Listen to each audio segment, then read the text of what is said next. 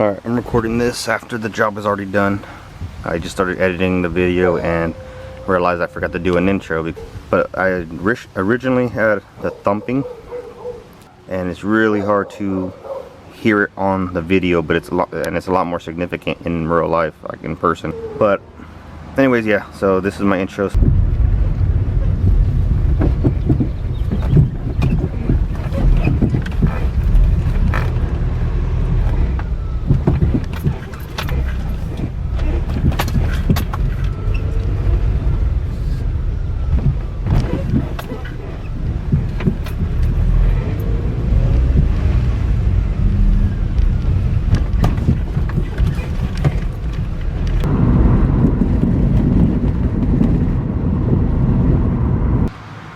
So I hope you heard that. There is a lot of clunking more from the passenger side, but left side also. And that's why we're going to replace them. And also, here's a specialty tool that I had to buy. It's a specific strut socket. It's a normal socket that has a big window cutout, so you're able to get an Allen key in the middle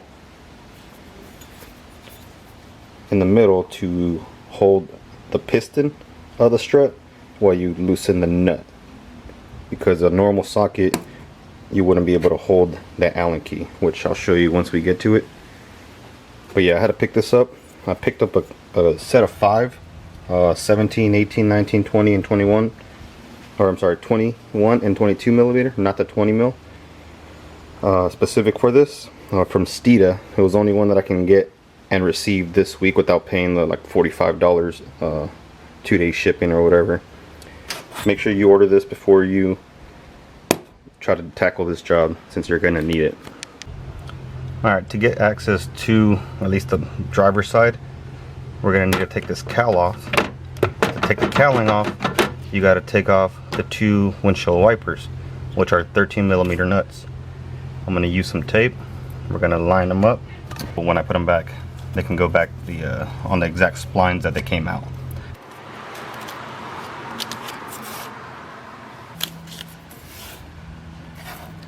Now with that taped up, we can go ahead and work on these nuts. 13 millimeters. And to get the wipers off, I put a needle nose vice grip on the back side, and I'm gonna get a pry bar. I'm gonna pry under this, like the base plate of the wiper, and push against the vice grip. Get behind it. Pop it off.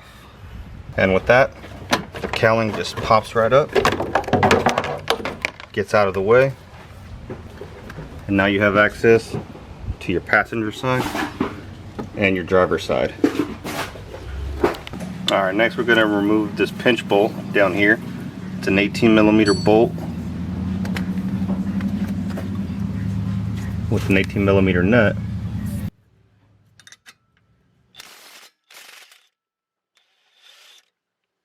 And now you could just pull the bolt out. Now we're going to remove the ABS sensor plug. Get yourself a little pick like this. We're just going to lift it up, help it lift up, and then slowly pull it back. And you follow it up the strut. It's going to be pressed into one of these little clamps. It just helps guide the wire. Right here, there's a use section of it. Pull that off. We're going to put it off to the side. So now the ABS sensor wire is out of the way. Now we're going to remove the sway bar end link bottom bolt, and that's going to allow us to push down on this lower control arm when we're trying to take off the lower assembly from the strut. So it's going to be a 16 millimeter, and I put a jack stand, or my jack, under the control arm to support it so it doesn't just spring down like that. So it just kind of snapped down. I should have been a little bit lower. That's gone. So now our lower control arm separated from the sway bar. We don't have any tension there. Now we're just going to hammer on this spindle right here and see how much we can get off the strut.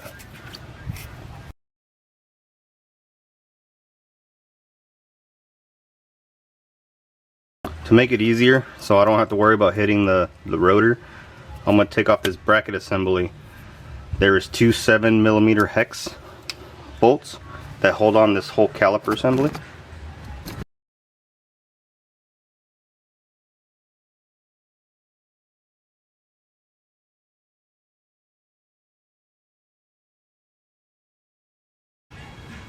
Now I'm just going to pull this off as an assembly. We're going to put it right here on this bucket. On this Beetle specifically, it's a size 3 Phillips, and the rotor will just come off. So what I'm going to do, since I had to do this yesterday, I had to remove this whole spindle assembly because the new shocks do not go in as easy as the originals. So I took off the whole assembly just so I can press it in with the press, which I'll show you. But to do that, we're going to take off this axle nut,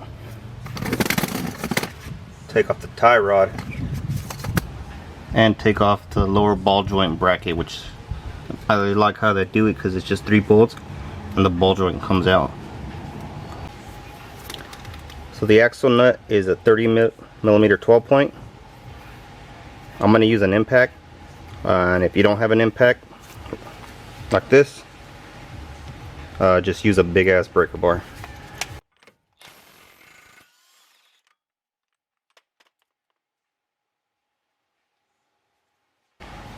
Now to break the axle away from the spindle, like the rust or whatever dirt that kind of binded it together, I'm putting this nut flush with the end of the axle. I'm just going to put the socket back on. I'm going to whack it with a hammer, and I'm going to back it off a couple threads and keep hitting it until I know it's free from the spindle.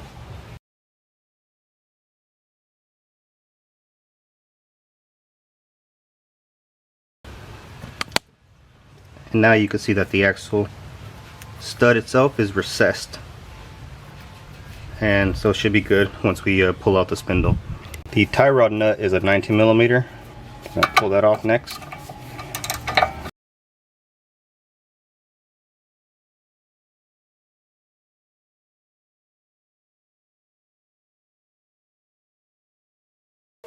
So down here we have 3 13mm bolts.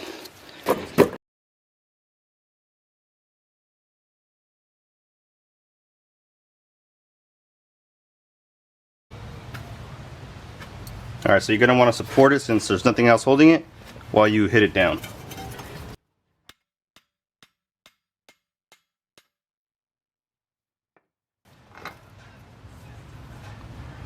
There you go.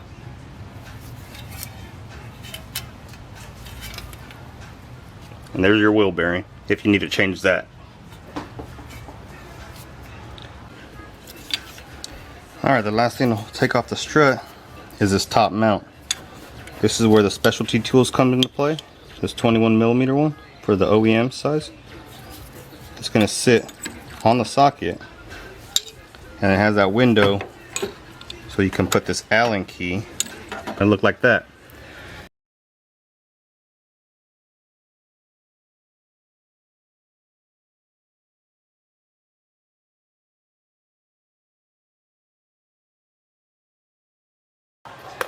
And here it is.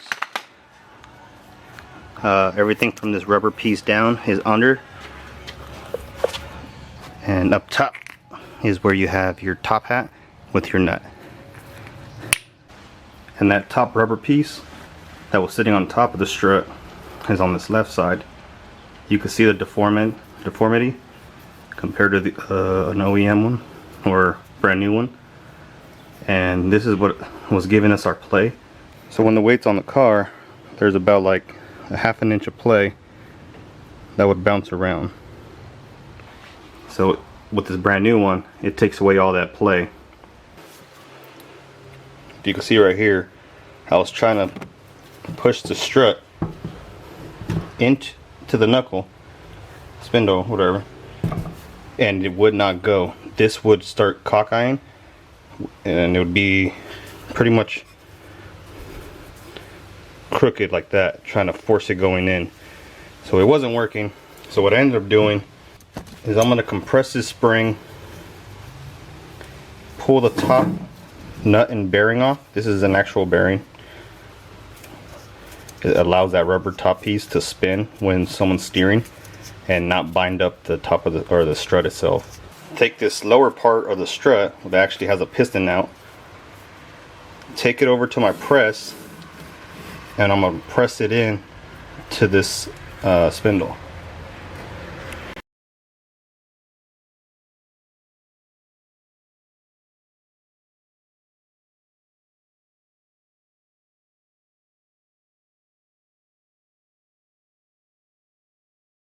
So with the nut, the bearing, and the top hat, now we just pull out this strut.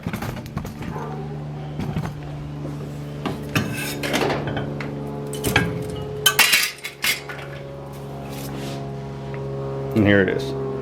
Now the reason why we took the spring off is for the press. It needs to grab onto this like shoulder lip area. This is my Harbor Freight 12-ton press that I bought. Had this for a while, and finally going to come to use. This is my setup. I got a jack handle under the shoulder so I can keep it more or less straight. Then the knuckle with the wrench to evenly push down on the knuckle.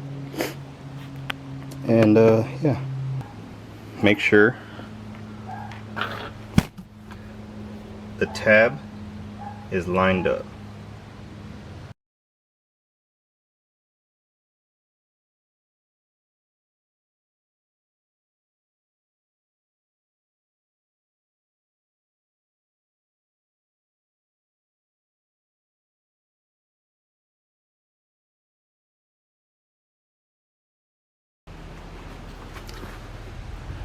And as you can see, we are lined up in the hole.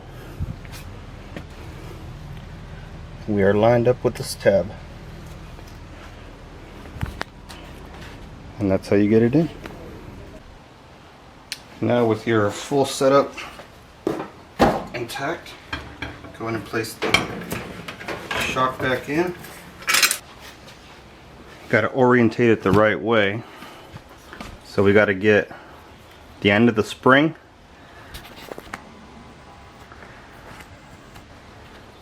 into this lip right here. So right now it's like about like 1.5 inches off. But yeah, so it's gonna more or less sit right there.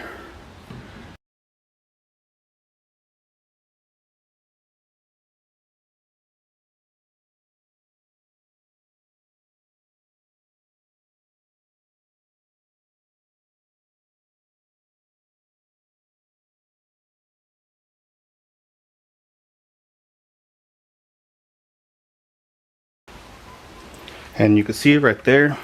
It's lined up how it's supposed to be. We're gonna put the top rubber piece with the big mushroom part on top. It's gonna sit on it just like that.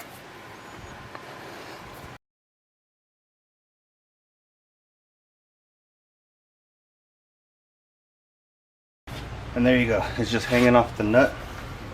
We'll tighten it down once we put everything back in. Alright, so this one I'm just going to go kind of quick since you already saw how it came out. You just put it back in. I'll just tell you what steps and give you a small time lapse. Next I'm going to put the axle through the bearing. I'm just going to temp install the nut just so it doesn't lose its place.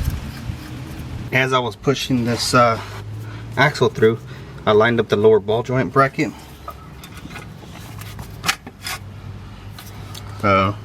All in one take. You have to do that so if you put the nut on the axle, you're not able to move around this lower ball joint bracket anymore. So you got to put this in at the same time.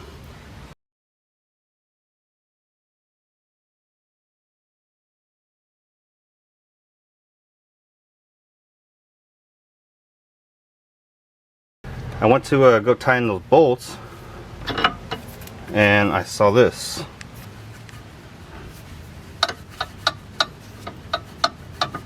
That's a lot of play in the rear lower control arm.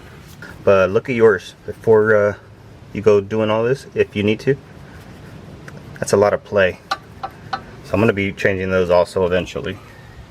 Anyways, next is the tie rod.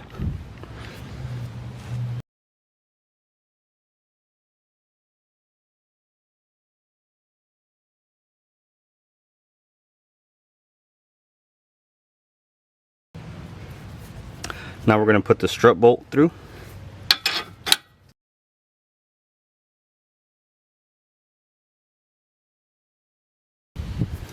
Now we're going to put the caliper on.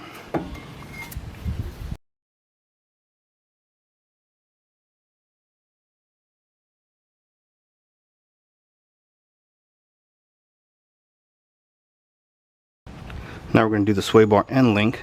You're going to need the jack again for this. You're going to jack up the lower control arm until this aligns.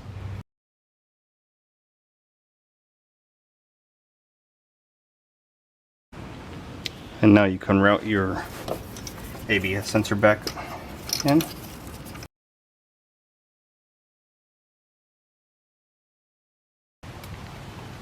Now we can put the wheel back on. Alright, forgot to record the tightening of the top. All it is an 8mm wrench this time instead of an Allen key, and a 22mm setup. Everything's good to go, and hopefully this helps you installing the struts. Alright, I went for a drive. I forgot to take my camera with me, but the top end noise is not there anymore at all. So if you got that top end noise, the clunks, it's probably going to be that rubber mount up top. Yep, just forgot to record the camera, or record it when I was out for a drive. Alright, hopefully this helps y'all.